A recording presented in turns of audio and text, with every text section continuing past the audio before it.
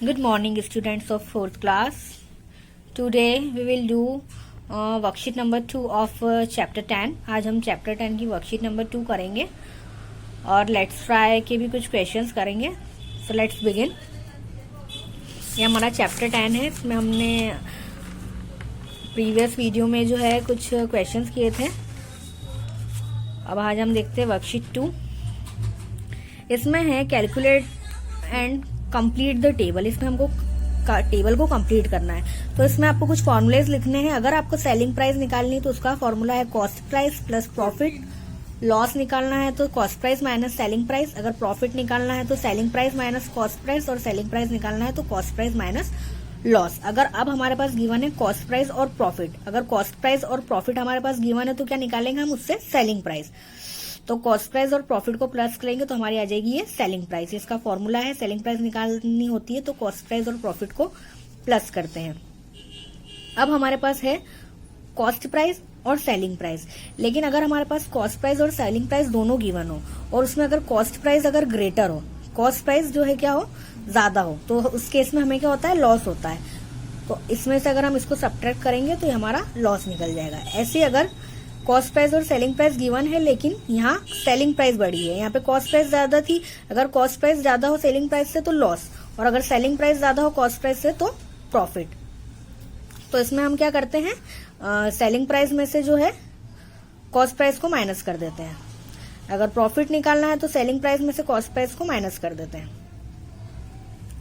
अब है हमारे पास कॉस्ट प्राइस और लॉस. तो कॉस्ट प्राइस और लॉस अगर हमारे पास गिवन है तो हम इससे क्या निकाल सकते हैं सेलिंग प्राइस. तो सेलिंग प्राइस का फॉर्मूला है कॉस्ट प्राइस माइनस लॉस. तो इसमें से इसको सब्ट्रैक्ट करेंगे तो आएगा ये. ऐसे इसमें भी है कि हमारे पास कॉस्ट प्राइस है और कॉस्ट प्राइस है और लॉस है. कॉस्ट प्राइस और लॉस हमारे पास है, हमें क्या निकालना है सेलिंग प्राइस. तो सेलिंग प्राइस अगर हमें निकालना है और कॉस्ट प्राइस और लॉस गिवन है तो इसमें से इसको सब्ट्रैक्ट करेंगे तो हमारी सेलिंग प्राइस निकल जाएगी. अब ऐसे इसमें हमें कॉस्ट प्राइस फाइंड करना है और हमारे पास क्या क्या है सेलिंग प्राइस और प्रॉफिट. तो कॉस्ट प्राइस निकालने के लिए सेलिंग प्राइस माइनस प्रॉफिट कर देंगे तो हमारे कॉस्ट प्राइस निकल जाएगा. ऐसे अब हमें सेलिंग प्राइस निकालना है, हमारे पास क्या क्या है कॉस्ट प्राइस और प्रॉफिट है, और तो सेलिंग प्राइस निकालना है. तो सेलिंग प्राइस निकालना है, कॉस्ट प्राइस और प्रॉफिट को दोनों को क्या कर देंगे प्लस. तो कॉस्ट प्राइस और प्रॉफिट को प्लस कर दिया तो हमारी क्या आ गई सेलिंग प्राइस आ गई. अब यहाँ हमारे पास कॉस्ट प्राइस और लॉस गिवन है और सेलिंग प्राइस निकालना है. जब हमें कॉस्ट प्राइस और लॉस गिवन है और सेलिंग प्राइस निकालना है, तो सेलिंग प्राइस ये रही, कॉस्ट प्राइस और लॉस गिवन है तो कॉस्ट प्राइस में से लॉस को क्या कर देंगे माइनस कर देंगे तो हमारा ये आ जाएगा. अब यहाँ पे हमें कॉस्ट प्राइस निकालना है और सेलिंग प्राइस और प्रॉफिट दिया है, तो सेलिंग प्राइस में से प्रॉफिट को सब्ट्रैक्ट करेंगे तो ये हमारा कॉस्ट प्राइस आ जाएगा. तो ये कुछ फॉर्मूलेज है जो आप लिख लेना, इसको आप याद कर लेना. ठीक है. अब क्वेश्चन नंबर 3 है, if you have ₹350 and you can by only 2 items from the below. अगर आपके पास 350 रुपीज है और आप इन में से 2 आइटम्स को खरीदना चाहते हो, which items would you buy, circle them, you have to use the maximum money you have. मतलब आपके पास अगर 350 रुपीज है तो आप कौन कौन से आइटम्स खरीद पाओगे. तो 150 का ये वाला टॉय एंड 200 का ये वाला कैमरा. तो इन दोनों का अगर हम प्लस करेंगे तो हमारे 350 रुपीज पूरे हो जाएंगे. तो हम क्या क्या खरीद सकते हैं, एक टॉय और एक कैमरा. अब आपकी वर्कशीट नंबर 2 भी जो है ये आपकी प्रैक्टिस बुक में से है. इसमें है calculate and fill in the amounts correctly in the blanks. इसमें है Radha has ₹350 with her help her to shop with it. Radha ये राधा है, इसके पास कितने रुपीज है 350, और इसे क्या करना है शॉपिंग करनी है. तो ये कैसे अपने इन 350 रुपीज का यहाँ पे यूज कर रही है आज इसमें हम ये देखेंगे. She first bought 1 kg of potatoes for ₹35. उसके पास टोटल कितने रुपीज है 350. उसने क्या किया, सबसे पहले उसने 1 kg ऑफ पोटेटोज 1 किलो आलू खरीदे, कितने के 35 रुपीज के. She give 100 rupees note to the shopkeeper. उसने 35 रुपीज के 1 kg आलू खरीदे और उसने दुकानदार को कितने रुपए दिए 100 रुपए दिए.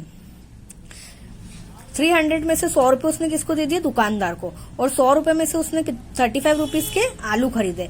तो यहाँ पे 100 में से 100 में से 35 गए तो द शॉपकीपर रिटर्न हर ₹65। तो शॉपकीपर ने उसको वापिस कितने रुपए दिए, 65 रुपीज दिए।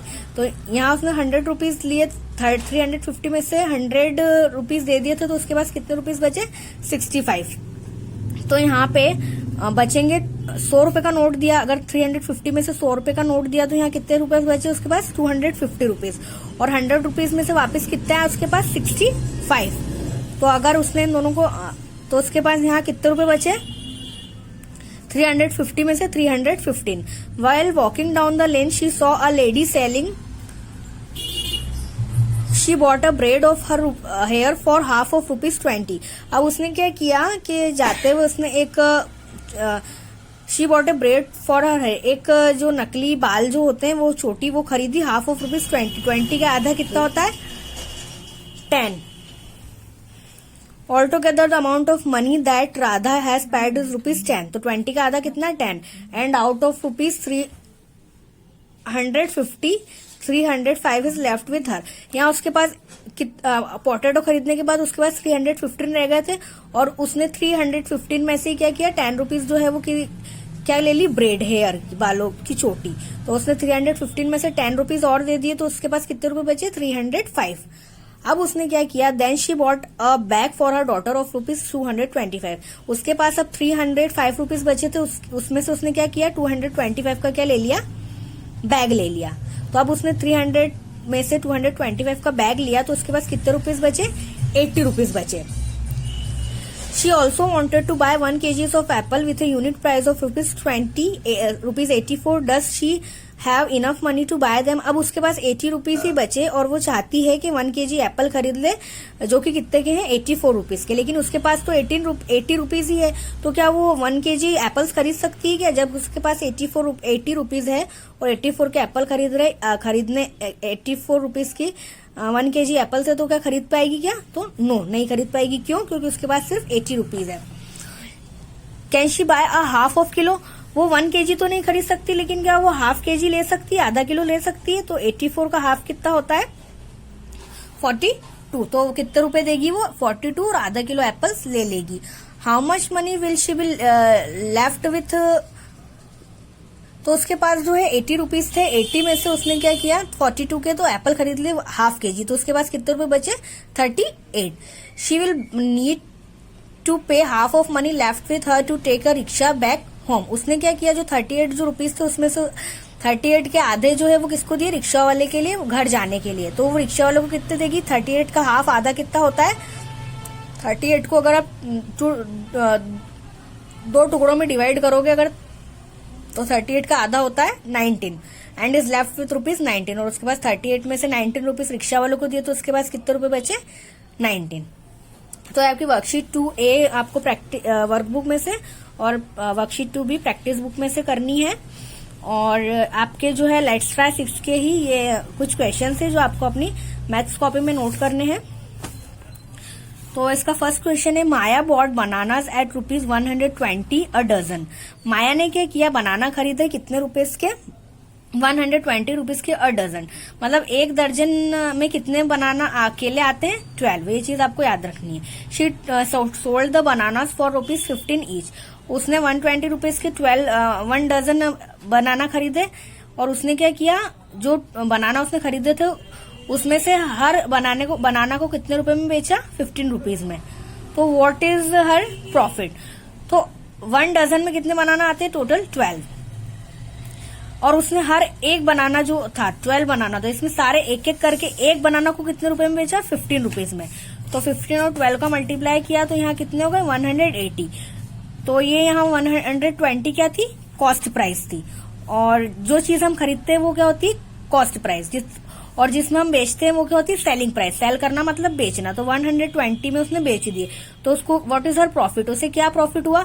तो उसने जब 120 में खरीदे और 180 में बेचे तो उसे प्रॉफिट हुआ। तो सेलिंग प्राइस में से कॉस्ट प्राइस माइनस करेंगे। तो सेलिंग प्राइस यहाँ कितनी, 180, और कॉस्ट प्राइस कितनी है, 120। तो इसमें से इसको सब्ट्रैक्ट करोगे तो उसे प्रॉफिट कितने का हुआ, ₹20 का। अब क्वेश्चन नंबर 2 है, mister Smith bought 100 pencils for ₹300। Mister Smith जो है उन्होंने कितनी पेंसिल खरीदी, 100 पेंसिल खरीदी, कितने रुपीज की, 300 रुपीज की।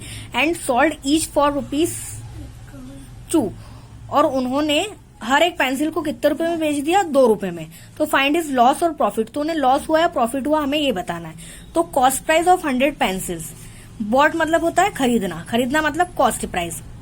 तो उन्होंने 100 पेंसिल कितने रुपए में खरीदी थी, 300 में। और सॉल्ट मतलब बेच दी, यही 100 पेंसिल उन्होंने कितने रुपए में बेच दी, हर एक 100 पेंसिल में से हर एक पेंसिल को उन्होंने 2 रुपए में बेचा। तो सेलिंग प्राइस ऑफ 100 पेंसिल्स निकालनी है तो हम 100 को 2 से मल्टीप्लाई करेंगे। तो कितने में बेची, 200 में। खरीदी 300 में और बेची 200 में। तो यहाँ तो 100 रुपीज का लॉस हो गया। क्यों, क्योंकि ज्यादा में खरीदी और कम में बेचेंगे तो लॉस होगा ना। तो हम क्या करेंगे, लॉस का फॉर्मूला होता है cost price minus selling price. तो 300 अपनी कॉस्ट प्राइस है और 200 अपनी सेलिंग प्राइस है। तो 300 में से 200 गए तो कितने बचे, ₹100। तो उनको लॉस हुआ 100 का। अब है 6th question, Simi bought a chair of ₹9,000। Simi ने क्या किया कि 9,000 रुपीज की एक चेयर खरीदी।